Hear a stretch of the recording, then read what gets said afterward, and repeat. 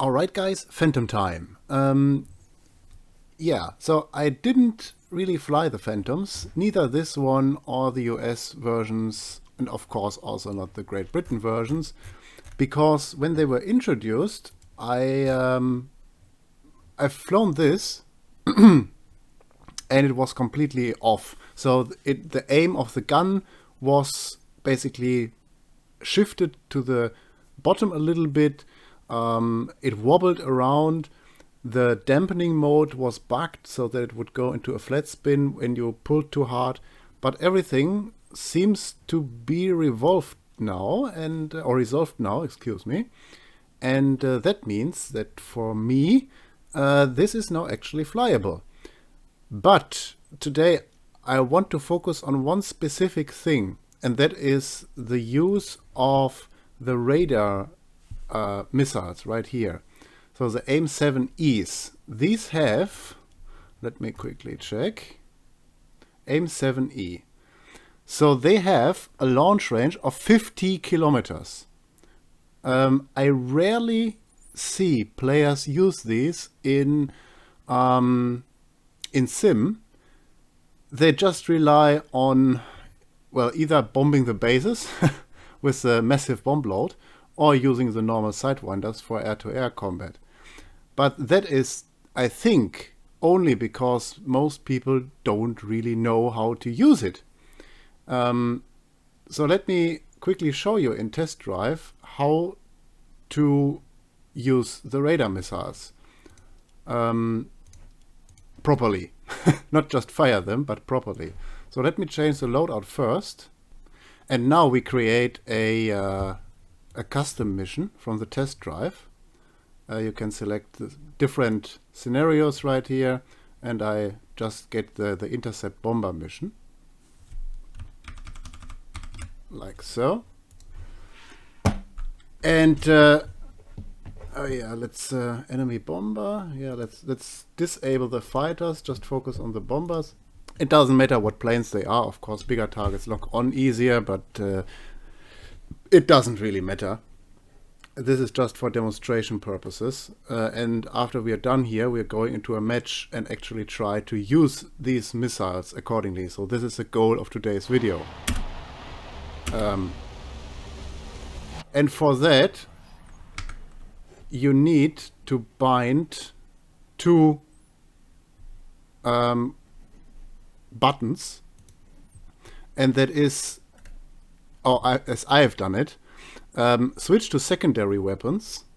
That switches basically from your normal mode where you can fire the gun, etc., to the AIM-7s. So step 1 when you want to use the AIM-7s is switch to it, then lock a target and then fire. Switch, lock, fire. And then when you're done and don't want to use these missiles anymore and go to the normal mode again, you press this key, exit selected weapon mode. That's basically everything there's to it. That's how I've done it. Let's make this a little bit quieter. Enable the radar. Would you stop talking? And then right there in the distance you can see the enemies, and I will select the AIM-7s right now. And soon enough, there the targets start to appear on the screen. We just need to lock something. It doesn't really matter what it is. And the minus sign basically means that it's... Yeah, there we go. And we fire now. And see what happens. And just for good measure, we fire again. Now let me pause this for a second. Actually, I didn't have the pause key enabled. Okay, let me. Can we pause the game somewhere? Come on, pause. Press this. All right, because I want to show you something on the screen, like so.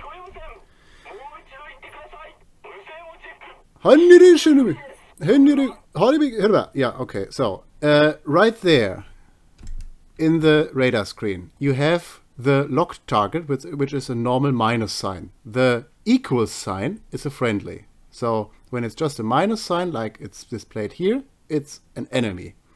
Then right to it, you have 3 lines. A smaller line in the top, a longer line in the middle, and a smaller line again down there in the bottom. These mean that between the upper 2 lines, that is the maximum range, the maximum effective firing range. Between the bottom 2, so the middle and the bottom one, that is the range which is called no escape zone. So if you fire in there and the target doesn't move, it should always hit. Below the smallest line, that means that you're too close to fire. You also have the same representation of these lines, I think, in the HUD. So right there, where it says TRK and 19 kilometers, etc. So right now, we are basically in the optimum range. Let's see if it works.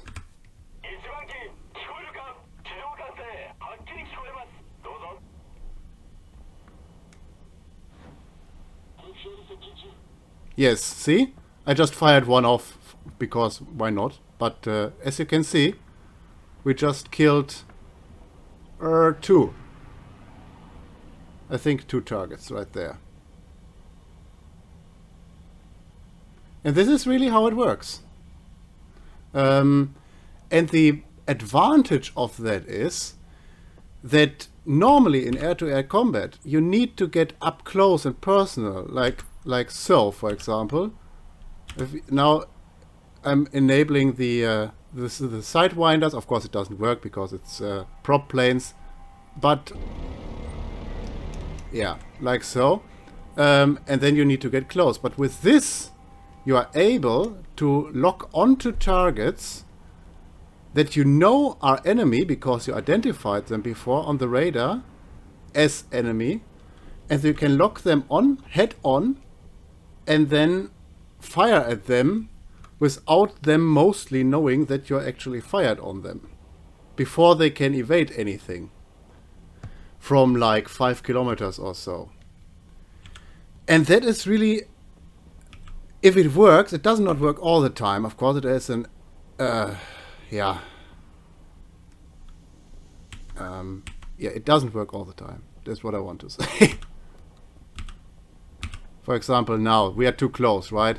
So we would need to break that off, that attack. So yeah, that's basically how it works. Now let's use that knowledge in an actual fight. Just be careful when you use the Phantom in EC, at least the Japanese version.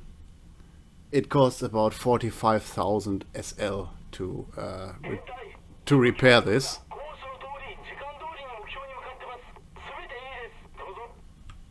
Yeah, 45,000 to repair this if you lose it, so be careful.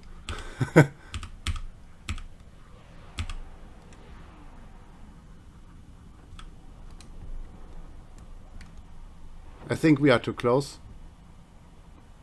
Yeah. Oh, no? Yeah? Yes? Yeah, we were too close. The missile almost made it, but it needs some time to adjust to the target. Alright, so enough of that. Let's use the thing in battle. I will get the points as usual. I will not show you this, otherwise it gets too long. And then I will focus really on these radar missiles in the battle. Okay, so I got the points. It's one of those matches again. Everybody against one nation. I've found 2 guys who were doing the stats padding thing that I pointed out in one of the earlier videos. So they let themselves shot down on the runway over and over and over again, so that his or their buddy could earn points. And so he got the Phantom in like, I don't know, 6 minutes or so. Yeah.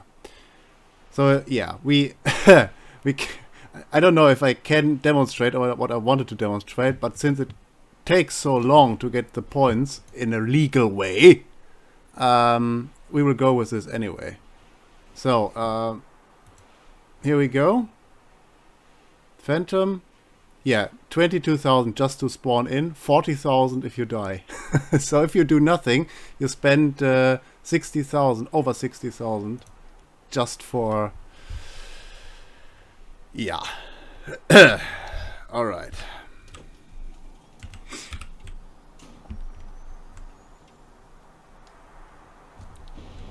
We don't have any real opposition anyway.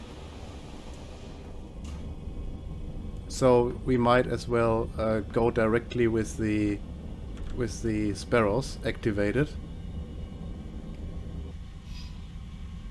Destroy the bombers at E1. We could go with this simply and use the sparrows there, since we yeah, right, let's spend 2 of the sparrows on the bombers. They need to be destroyed anyway. E1, okay, so right over their base, perfect. And they will be at altitude, so it's easier to lock them.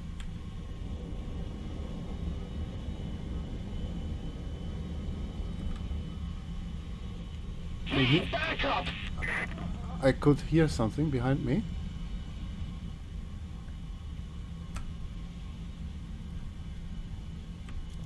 E1, E2. Okay, so they should show up now. Where are you?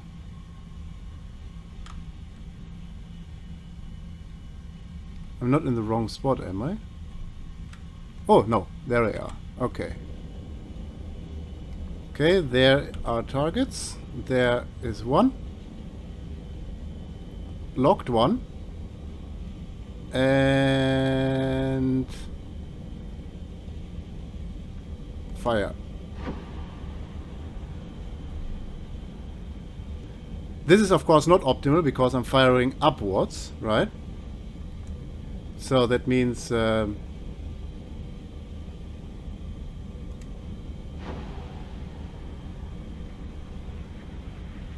yep, okay. Yeah, you can always double tap that because sometimes they fail, and why not? So that was against, yeah, a bot, obviously. But that is how it works with players too. So if you identify a player on the radar coming to you, you can see the line coming closer. Then basically what you do is you just lock or switch, lock and fire. That is the sequence in which you need to do this. And I really like it. Of course it's not... What did he say? Look at his corner, it's so broken. Yeah, I know. So there's a rocket bug. I won't tell you which exactly I mean. But there's a rocket bug, and this guy in the Phantom, the Play Know Enough, is exploiting this. Not the first time that he is exploiting something, as I told you earlier, but okay. There is something in A.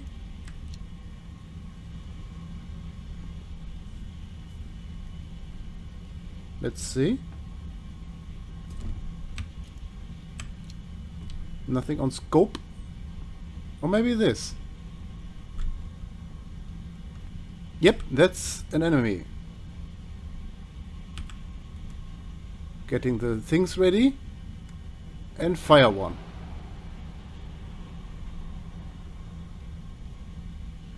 Again, that is kind of far away, but yep, got it.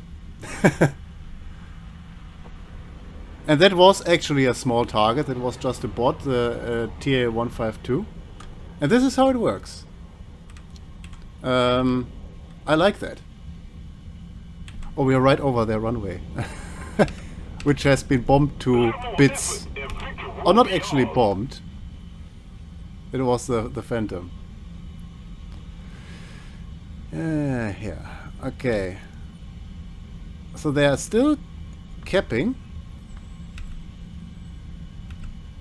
And I can't see what that is. Is it this one?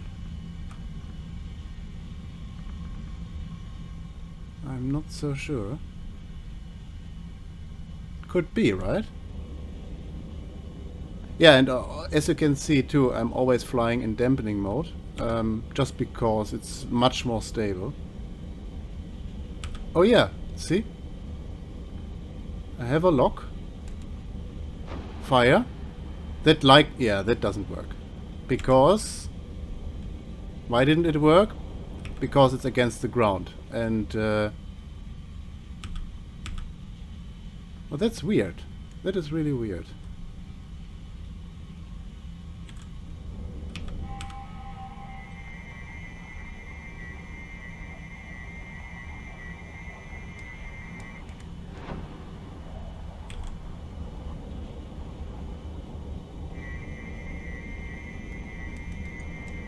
Let's do that again. I have 4 of these. Very nice. Okay, that was an actual player. So we locked him earlier with the radar. But the reason why it didn't work is against the ground. It cannot lock or sustain a lock because of the ground clutter. So you need to have a certain altitude for this. This is why the bombers were a perfect opportunity to show you this. What is that? See here, for example, I'm pointing my nose at this plane right there in the bottom, right there, but I don't have it on scope yet.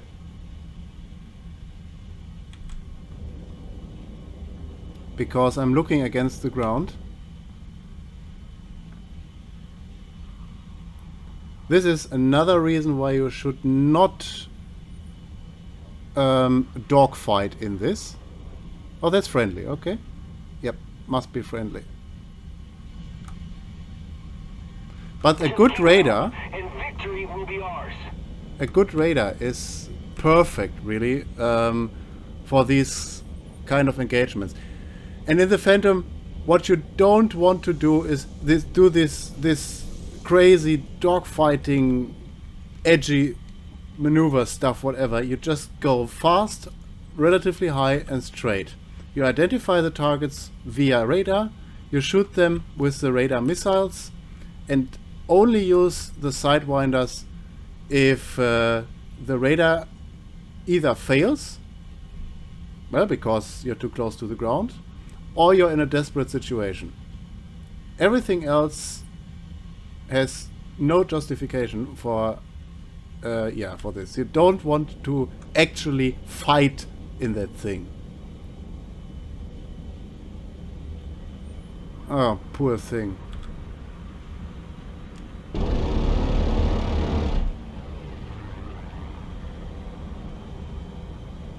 That's one of the airfield bots again. I can't help it because I'm in A and I need to cap this. And that is also the last thing that we will do. And then this little show here is over. What is this? Oh, that's the other airfield bot. Okay. Is it? What is this? I didn't hit him.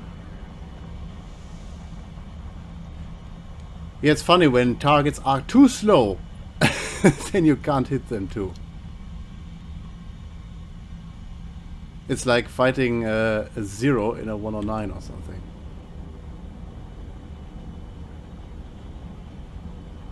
But it's good target practice, I think.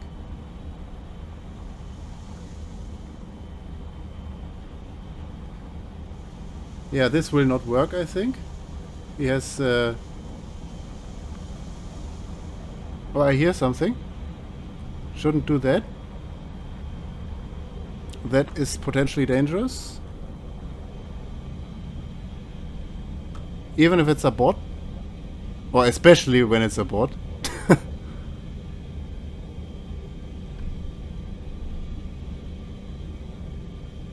Yeah, I don't know.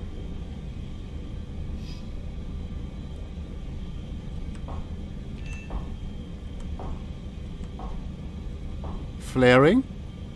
Another thing that most planes don't get. You get, I think, 90 flares or something.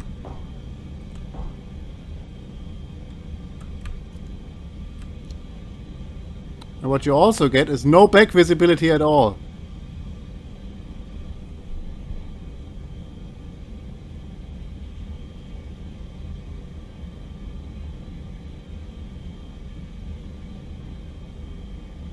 And that is why so many Phantom pilots fail. Not because maybe they're so bad, but simply because you can't see anything out the back. I think he just crashed. Rio. He chased me, but I can't see anything right now. And nothing followed me, so I think, yeah, they crashed.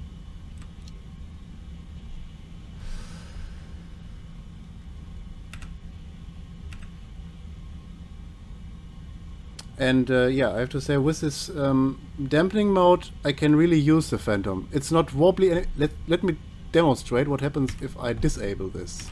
Manual control, right? And it's going really all over the place. Especially when you are in curves or whatever. It wobbles. You definitely want to fly this with dampening, and that was not possible before. Something is pinging me from the front. This one. Friendly. See, again, radar against the sky. Aha, friendly. I think that was the Phantom. We have 7 minutes of fuel. Alright. We used all of our sparrows. I think I demonstrated what I wanted to show. Sorry again that I only have to do this, or could do it against bots, but yeah. You are not always lucky with these games. The last one was actually pretty nice. I had 18 kills in that thing. 18. And I bombed a lot too. So I bombed the circles. And in some I bombed 5 tons, which for me is a lot.